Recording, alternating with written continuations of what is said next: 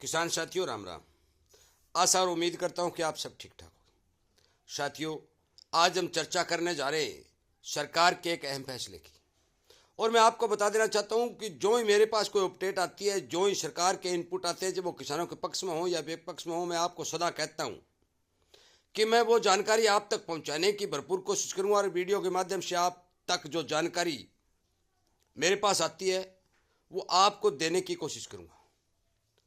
और इसी बात पर आज का वीडियो जो बनाया जा रहा है उसका विषय है कि सरकार कॉन्ट्रैक्ट फार्मिंग के ऊपर जो काम कर रही है और जो कॉन्ट्रैक्ट फार्मिंग करने की जो मंजूरी सरकार ने दी है उससे किसानों को कितना लाभ होगा, कितना नुकसान होगा।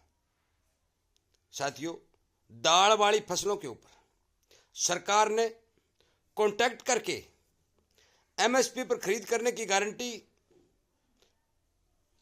का हवाला देकर के किसानों को दाल की खेती करने के लिए उनके साथ कॉन्ट्रैक्ट किया है। कॉन्ट्रैक्ट फार्मिंग क्या होती है, इसके क्या फायदे हैं, क्या नुकसान हैं, यह मैं आपको इस वीडियो के माध्यम से बताऊंगा। परंतु इससे पहले साथियों, मैं आपको बता देना चाहता हूं कि बहुत से साथी कमेंट कर रहे हैं, अच्छे भी कर रहे हैं और गलत भी कर रहे हैं। मैं उन सभी साथियों से विनय निवेदन और प्रार्थना करना चाहता हूं कि जो साथी बिना अर्थ निकाले कमेंट कर रहे हैं, उन कमेंटों का कोई महत्व नहीं होता। वो किसान को नकारात्मक सोच की ओर ले जाते हैं। साथियों, मैं पहले ये बात कह भी चुका हूं कि मेरा इस तरह वीडियो बनाना, चैनल बनाना और आपको जानकारी देना कोई पैसे कमाने का कोई भी ध्येय नहीं है। आपको इंसान की पहचान करनी चाहिए। मैं उन किसानों में से नहीं हूं, उन आदमियों में से नहीं हूं जिनका देश चैनल को बढ़ावा दे करके, यूट्यूब से पैसे कमा करके या अपनी कोई टीआरपी बटोर करके मशहूरी करना, ये मेरा कोई सिस्टम नहीं है। मेरा ये शौक बन चुका है। मैं मेरे यार, मित्र, दोस्त जितने भी मेरे साथ जुड़े हुए हैं और नए भी जुड़ रहे हैं, उन सब का धन्यवाद करता हूं। उन्हीं के लिए ये वीडियो अपलोड करता हूं कि उन्हें समय पर सही जानकारी मिलती रहे। और इसीलिए मैं आपसे विनय निवेदन करता हूं कि आप इस चैनल के साथ जुड़ करके, सामने वाली घंटी का बटन दबा करके, इस चैनल के सदस्य बढ़ा करके इस पर आने वाले जितने भी समाचार हैं वो आप प्राप्त कर सकते हैं और अपने दोस्तों को शेयर करके पहुंचा भी सकते हैं। साथियों, कुछ जो भी मैं वीडियो बनाता हूं, बहुत से किसान लिखते हैं कि ग्वार पर क्या हुआ। मैं मानता हूं ग्वार के अंदर मैंने तेजी बताई थी और मैं अभी कह रहा हूं, और उसके सबूत पे तौर के ऊपर मैंने जोधपुर के सबसे बड़े व्यापारी का इंटरव्यू, उसका ऑडियो वीडियो के माध्यम से चैनल पर भेज भी दिया है। साथियों, फंडामेंटल के हिसाब से, मांग के हिसाब से, फसल के हिसाब से अनुमान लगाए जाते हैं। मौसम वैज्ञानिक जो बताते हैं वो भी अनुमान के तौर पर बताते हैं। हम ब्राह्मणों के पास जाते हैं, पतला पत्थी देखते हैं, वो भी ज्योतिष भी एक अनुमान है और अनुमान ही लगाकर आपको बताया जाता है। ये बात कतई सिस्टम नहीं सिद्ध होता कि भी ये 100% है, ये होगा ही होगा। यदि होगा ही होगा इतना किसी को पता हो तो वो तो पूरी दुनिया का राजा बन के बैठ जाए और पूरी दुनिया को ही नहीं बख्शे, वो पूरे ब्रह्मांड का भी राजा बन के बैठ जाता। साथियों, 100% सच्चाई का पता किसी भी दुनिया की ताकत के पास नहीं है। इसलिए ये भ्रम पैदा न करें कि ताऊ ने बताया था वो हुआ क्यों नहीं। भाई, ताऊ तो चाहता है, किसानों का भला चाहता है, दिल से चाहता है। और जो सिस्टम, जो मेरे पास रिपोर्टें आती है वो मैं आपको बताता हूं। इसीलिए उन सभी किसानों से मेरी विनम्र प्रार्थना है कि आप मेरी बात का कतई गलत अर्थ नहीं निकालें। मेरे फ़ोन नंबर बहुत से किसानों के पास हैं, चैनल के ऊपर भी दिए हुए हैं। उन फ़ोन नंबरों से निकाल कर मेरे पास डायरेक्ट फ़ोन कर लें, मैं आपकी सारी शंका दूर कर सकता हूं। ये मेरी जिम्मेवारी बनती है और मेरा फर्ज भी बनता है, मेरा धर्म भी बनता है।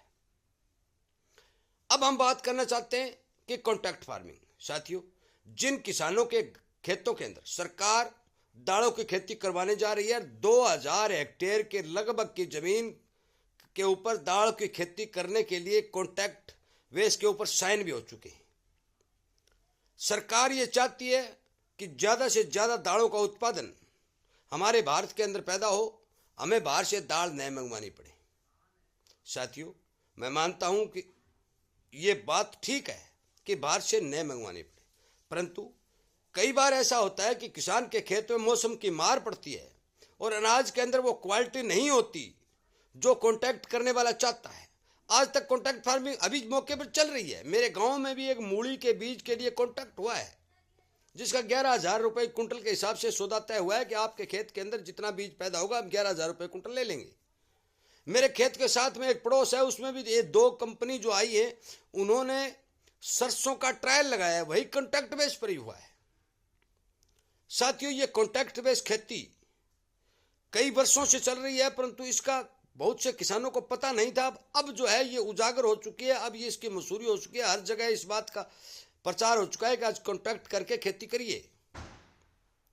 कंपनी बीज देती है, अच्छे बीज देती है, सरकार बीज देती है तो अच्छे बीज देती है, अपनी देख रेख में किसान को खेती करवाते हैं और फिर जो भी उसका अनाज पैदा होता है वो उस भाव जो तय होता है उस भाव पर अपने आप ले जाते हैं।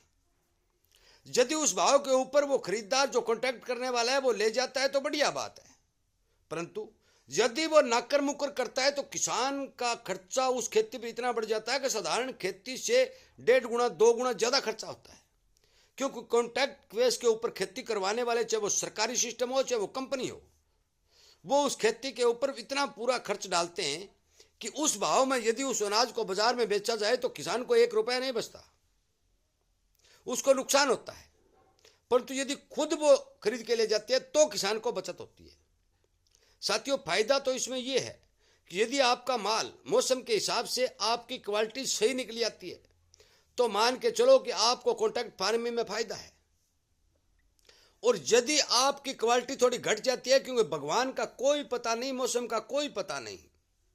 अब चने की बिजाई कॉन्टैक्ट के ऊपर करवाई जा रही है, पर कॉन्टैक्ट चना जब साट मारता है तो चने में बहुत से दाने हरे रह जाते हैं, छोटे रह जाते हैं, जिसे हम कर्ड काबरू बोलते हैं।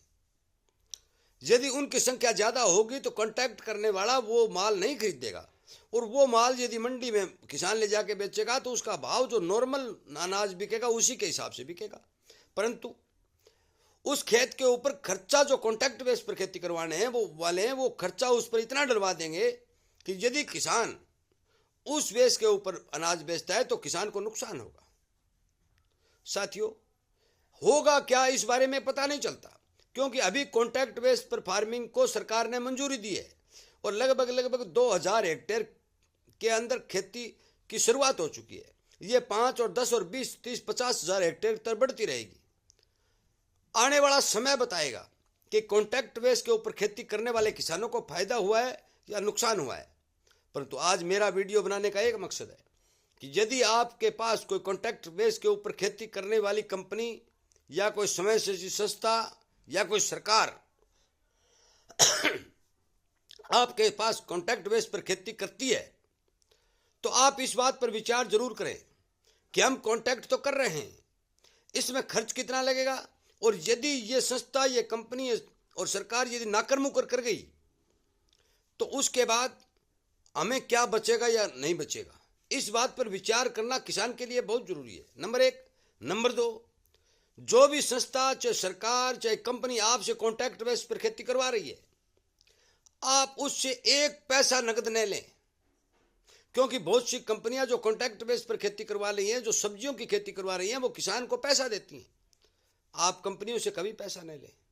यदि कंपनियों से आप पैसा लेंगे तो आप मान के चलो कि आपका ऋण बढ़ जाएगा, आमदनी बढ़े या नहीं बढ़े, ऋण जरूर बढ़ जाएगा। इस बात को आप ध्यान में रख लेना, क्योंकि कंपनियों का ब्याज ज़्यादा होता है, आगे ही वो उस फसल के ऊपर खर्चा ज़्यादा करवा देती है और ऊपर से पैसे का ब्याज लगेगा तो फिर आपको मार पड़ेगी। साथियों, मैं आपको फिर सावधान और सचेत करना चाहता हूँ। मोटी मोटी बातें मैंने वीडियो में बता दी कि कॉन्टैक्ट बेस्ड फार्मिंग को सरकार ने मंजूरी दे दी है और लगभग 2,000 एकड़ के अंदर कॉन्टैक्ट बेस्ड पर फार्मिंग हो भी चुकी है और भी होती रहेगी। इसलिए जो भी किसान कॉन्टैक्ट बेस्ड पर फार्मिंग करना चाहते हैं, खेती करना चाहते हैं, उन्हें सावधान और सचेत रहकर ये खेती करने में फायदा होगा। यदि वो अंधाधुंध या आंख मिचकर ये खेती करेंगे तो साथियों इसमें नुकसान होगा। इसलिए मेरे इस वीडियो को ज़्यादा से ज़्यादा किसानों तक शेयर करें, क्योंकि शेयर करना इसलिए ज़रूरी है कि हर किसान की इस बारे आंख खुलनी चाहिए, हर किसान को इस बारे पता चलना चाहिए। और कॉन्टैक्ट बेस के ऊपर खेती का जो सिस्टम है और खेती क्या होती है वो मैंने आपको बता दिया। अभी जो भी फसल वो जो भिजवाएगा वो आपको आज ही भाव कर लेगा, और वजन के हिसाब से जब वो फसल ले जाएगा उस समय वो आपको पैसे दे देगा। बस सिर्फ यही कॉन्ट्रैक्ट होता है। आपको खेती उसी आदमी के हिसाब से करनी पड़ेगी, और जो वो कहेगा कि ये अनाज बीज वही बेचना पड़ेगा। ये ही कॉन्ट्रैक्ट बेस्ड खेती का नाम है। कृपया करके मेरी बात पर ध्यान दें, इग्नोर नहीं करें, वीडियो को ज़्यादा से ज़्यादा किसानों तक शेयर करें, भ्रमित होने की कोशिश न करें। और फिर मैं वही बात दोहरा रहा हूँ कि गलत कमेंट करने के बजाय आप मेरे पास सीधा फ़ोन करें, मैं आपसे बात करने के लिए तैयार हूँ, मैं आपको हर बात बताने के लिए तैयार हूँ। इसलिए कृपया करके इस बात पर ज़रूर ध्यान दें। साथियों, वीडियो सुनने के लिए, चैनल के साथ जुड़ करके सब्सक्राइब करने के लिए आपका बहुत बहुत धन्यवाद।